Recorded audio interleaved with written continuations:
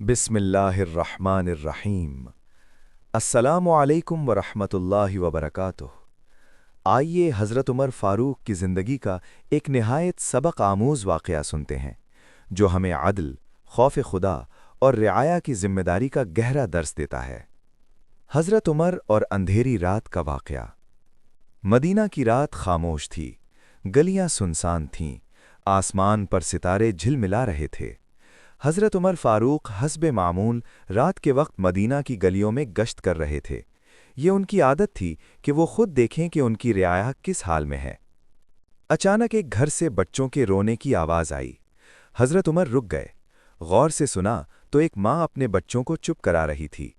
हज़रत उमर ने दरवाज़ा खटखटाया और पूछा, ए अल्लाह की बंदी, बच्चे क्यों रो रहे हैं? औरत ने कहा, भूख की वजह से। हज़रत उमर ने पूछा, खाना क्यों नहीं बनाती? चूल्हे पर हांडी रख दी है, मगर उसमें सिर्फ पानी है। मैं बच्चों को बहला रही हूं कि खाना पक रहा है, शायद नींद आ जाए।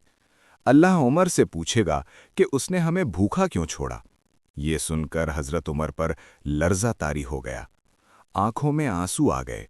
फौरन बैतुल माल गए, अपनी पीठ पर आटा, घी और दीगर सामान उठाया। साथी ने कहा, अमीरुल मोमिनीन, ये मैं उठा लेता हूं।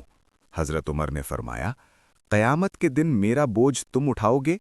नहीं, आज ये बोझ मैं ही उठाऊंगा। वो खुद सामान लेकर उस घर पहुंचे, खुद खाना पकाया, बच्चों को खिलाया। जब बच्चे हंसने लगे तो हज़रत उमर दूर बैठकर मुस्कुराते रहे। साथी ने अर्ज़ किया, आप क्यों बैठे हैं? फरमाया, मैंने उन्हें रोते देखा था, अब हंसते देखे बगैर कैसे चला जाऊं? ये वाक़या हमें सिखाता है कि हुक्मरान हो या आम इंसान, हर शख्स जिम्मेदार है। असल अज़मत इक़्तिदार में नहीं, खिदमत में है। खौफ़ खुदा इंसान को अदल पर कायम रखता है। हज़रत उमर फ़ारूक रदियल्लाहु अन्हु का यही किरदार था जिसने तारीख़ में उन्हें अदल का मीनार बना दिया।